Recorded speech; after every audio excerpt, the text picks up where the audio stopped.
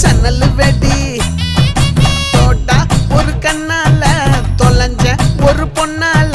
வாக்கா இந்த வம்பால வல விரிச்சிட வந்தாளே பார்த்து வளைச்ச தேக்கு ஓம் பட்ட உடம்பு சோக்கு என்ன குத்தும் குறும்பு மூக்கு கொஞ்சம் ஓய்வை கொடுத்து தாக்கு என்னடி சித்திரமே இங்க நீ பத்திரமே சொல்லுடி கட்டளை எத்தனை நான் செய்வேன்